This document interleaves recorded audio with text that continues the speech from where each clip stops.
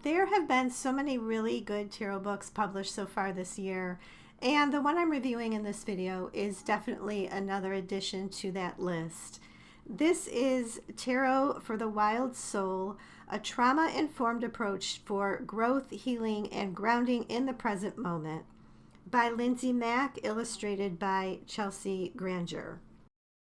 Hello, I'm Salt Rose. Welcome to my channel. This book was just released in May 2026 and it's published by Running Press. I feel like the online description for this book provides the best summary of it.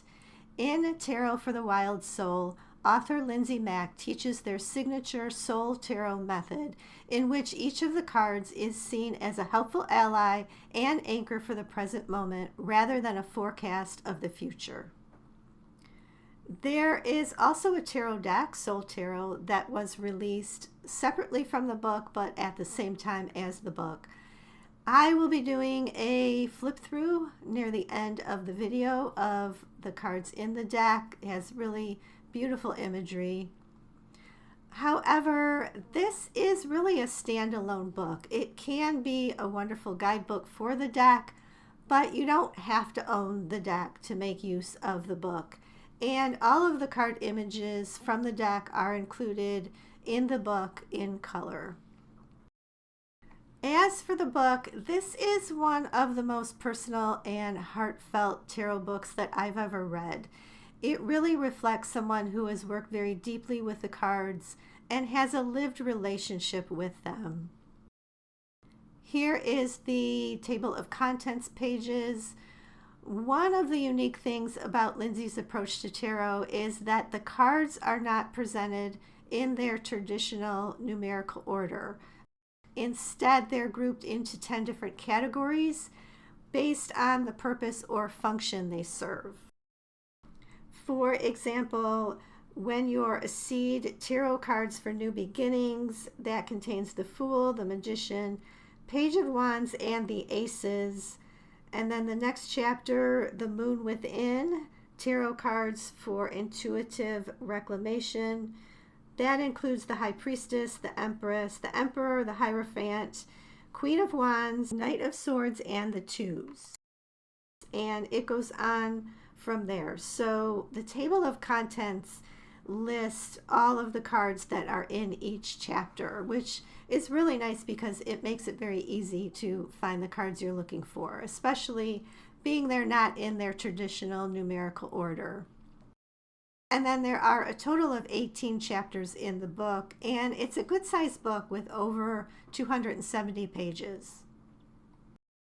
The book begins with an introduction in which Lindsay talks a bit about their story of how they came to practice tarot.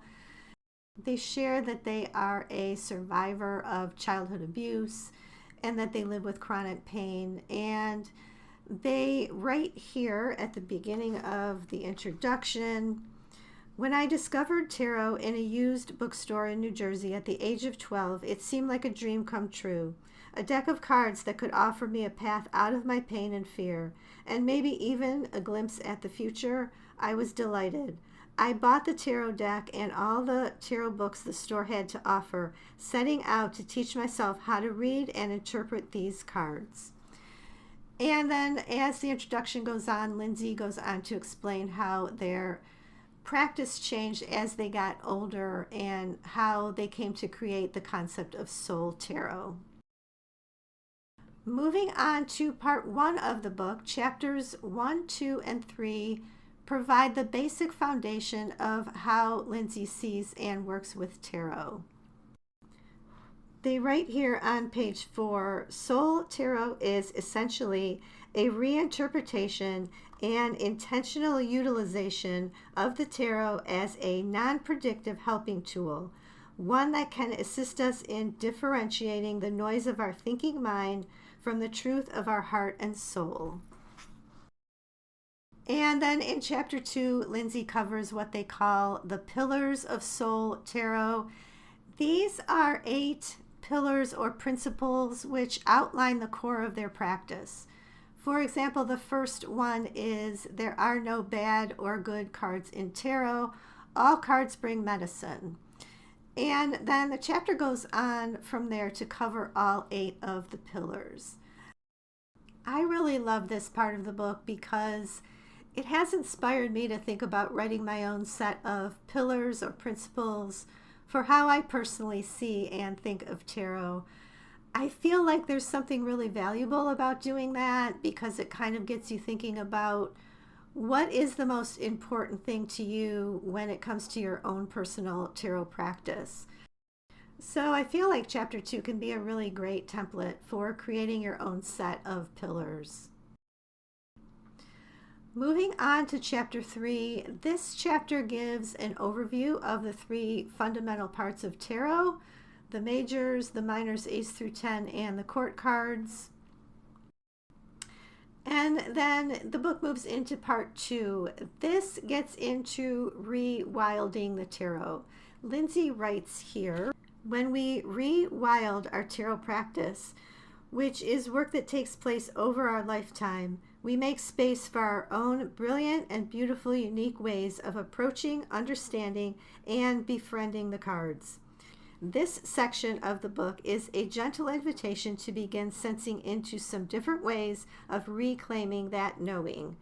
In the following 10 chapters, we will explore the tarot through a more sporadic, seasonal framework, deviating slightly from the traditional order of the tarot. This is both to help us rewild and reframe our relationship with the cards and to allow us to consider living our relationship with them. So, as I just read, the next 10 chapters of the book is where the cards are grouped together, not in numerical order, but rather by their purpose or function. So this portion of the book is all devoted to card meanings. At the beginning of each of these chapters, the card images are included from the Soul Tarot deck. And as I mentioned, I'll be doing a flip through of the deck near the end of the video. There is also a page at the beginning of each chapter that talks about what you are reclaiming with the cards. So much of this practice is about what part of yourself or what inner things the cards can help you find and reclaim. There are also some insights into the card imagery and what the images represent. And then for each card, there is also a reversed meaning. In my opinion, the way the cards are presented in this book is more of a guide for how to use them and work with them and how they show up in your life, rather than, as I said, just presenting some generic card meanings. Some of Lindsay's writing really got me thinking about the cards in ways I haven't before, and I love any tarot book that can do that. Then in chapter 14, Lindsay goes into how to actually read the cards, either for yourself or for others. They share a practice they call drop-in, which is a way to prepare yourself for a reading.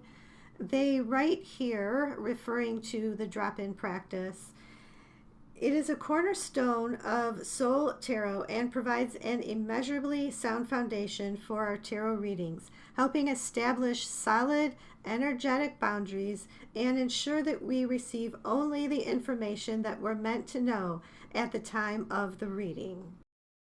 So I found it a really interesting kind of practice that I've never seen anywhere else, and just a great way to prepare yourself to read the cards and to be centered and grounded. Overall, just a very practical and informative part of the book. And then moving on to chapter 15, Getting Unstuck. This covers a few things that commonly arise in tarot and what those things might mean, why they occur, how to deal with them. For example, why we might repeatedly pull the same card over and over again. Moving on to chapter 16, Weaving Meaning. This is a short chapter on interpreting the cards. Lindsay writes here at the beginning of chapter 16, anyone can pull a tarot card. Interpreting it is an entirely different thing. Interpreting a card isn't necessarily about knowing an answer or knowing what's to come.